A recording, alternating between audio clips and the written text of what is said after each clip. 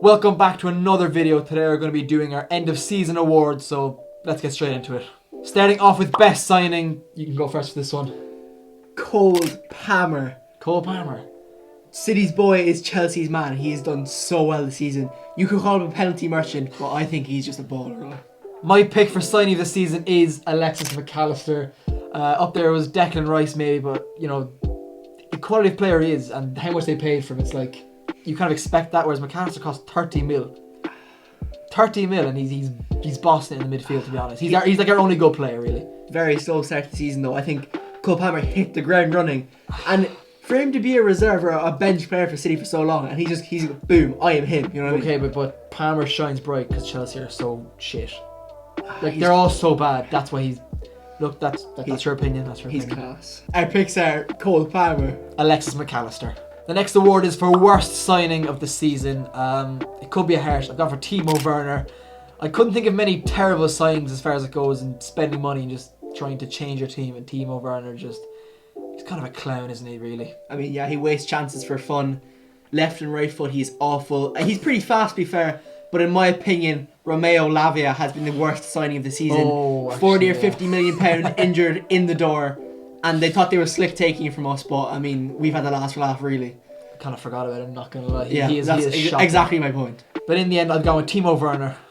Romeo Lavia. The next award is for most improved player this season, and I've gone for Ollie Watkins. Now, you know, you can say he was very good last season. He's always been a good player. But I think this season he's reached new heights, especially with Villa, you know, challenging for top four. They are top four, and I think they will get it. Villa are going to be playing Champions League football. Ollie Watkins will be in the Champions League next year. He's up with there with the top scorer. I don't know if he's still there. Haaland's just above him, but unreal. I've gone with Kai Havertz, and while Arsenal fans massively overhype him, I think the jump from being so poor at Chelsea and he's actually scoring goals and he's contributing to Arsenal's success, I think he has to be in the conversation. I will say I actually had Kai Havertz wrote down before I put Ollie Watkins. I do agree, Havertz. I mean, we all clowned him, but he actually has been quite good.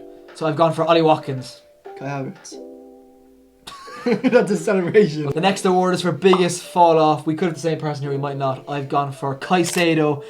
This guy was supposed to be the next big thing. He was class at Brighton last year.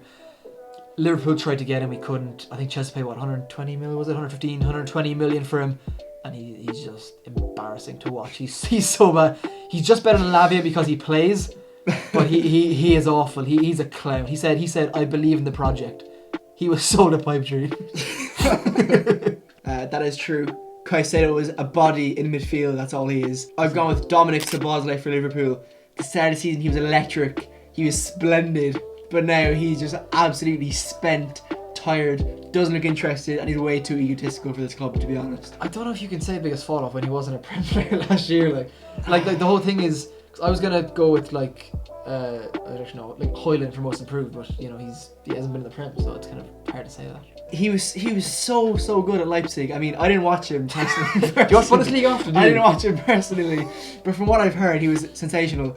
It could be to do with the quality of the Bundesliga, but I don't think so. I mean, we saw what he was capable of at the start of the season, and since then he just looks so spent, and I can't back it. So in the end, I've gone with Moises Caicedo. Dominic Szoboszlai. The next award is for the biggest surprise. What player kind of surprised us this season? And do you want to start with this one? My surprise is not a player, rather a team. Chelsea. Pre-season, they were absolutely electrifying. You know, cooking teams in the US, and they've just come back to England. They've just been pony so. It's pretty obvious, to be fair. Fair enough. For my biggest surprise, I've actually gone with the player. I've said Cole Palmer. He's been so good. No one's seen it. Like no one saw that coming. He was a reserve player at City. They sold him, you know, and we all thought, you know, I don't know why Chelsea really bought him for that much money, but he'll be a substitute, and he's their best player, and he's one of the best players in the league. So I think it's Cole Palmer. Surprising. So I've gone with Cole Palmer. Chelsea. The next award is for an honourable mention, just a player that's kind of played well or stood out to you, but you know they're not best player in the league or anything. But I've gone with Conor Bradley. That's right, Liverpool's right back. He surprised a lot of people. He's been so good. He replaced Trent when he was out, and you know we didn't notice a fall off or anything. He's been unreal for his age and just coming up through the academy. I think he's been brilliant.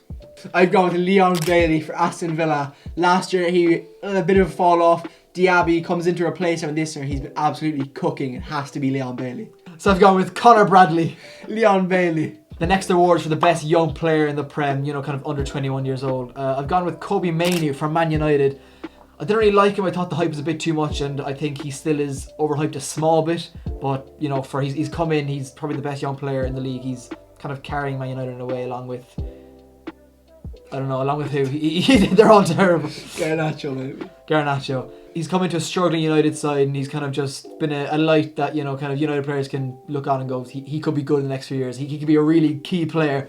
But yeah, fair play to him. My young player of the season has to be Conor Bradley. When needed, he stepped up for Trent Alexander-Arnold, who's supposed to be the best right back in the world, or he's certainly up there anyway, and he absolutely cooked for us. So I've gone with Kobe Mainoo. Conor Bradley. The next one is manager of the season. I would have hoped we got for the same person here, but I've gone with Unai Emery. Good evening from Aston Villa. This guy is the bollocks. He's class. Like, he's taken Aston Villa as a struggling. They were in the Championship 2 or 3 years ago, and now they're going to be playing Champions League football. They're class, and he's a top manager. I'm going to go for Oliver Glasner of Palace. I mean, he's been here Roy Hodgson almost sent them down. It was disgusting football, and now he has them. He's got them playing incredible football, and they're a joy to watch. That's a shocking shit. He's basically on holiday. He's been there for like a month. They're pushing for Europe. They're not. That is shocking.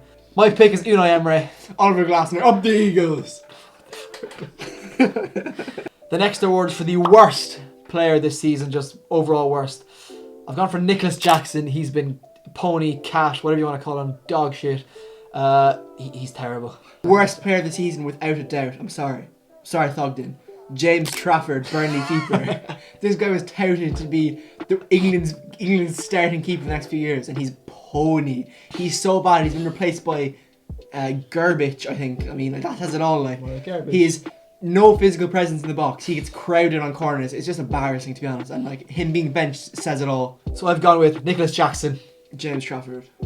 Finally, our last award is for best player. Who's been the best player this season in the league? And I've gone for Phil Foden.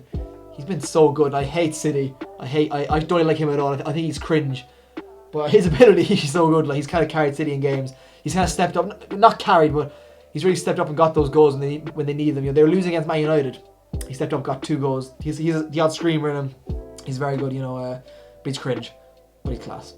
I kind of agree. Phil Foden, he's one of the most technically gifted players I've ever seen, alongside, Elise. That's not even a joke. He has the most goals that's out of the box this season in the Premier League. Who? With screamers against, United, for example. Who else? And Aston Villa. Who else? 0-1. But for me, it has to be Ollie Watkins. He's been so consistent throughout the year. I think he was the first player as well to hit double figures in goals and assists, like, combined. I mean, he's leading the line for Aston Villa. They're flying, going to get Champions League. And I just think he has to be there, really. So I've gone with Phil Foden. Ollie Watkins. That concludes the end of the season awards. There's only 4 games left, so I doubt anything will change, so it should be fine. If you did enjoy the video, make sure to like and subscribe and leave a comment. With all that said and whatnot, until the next one.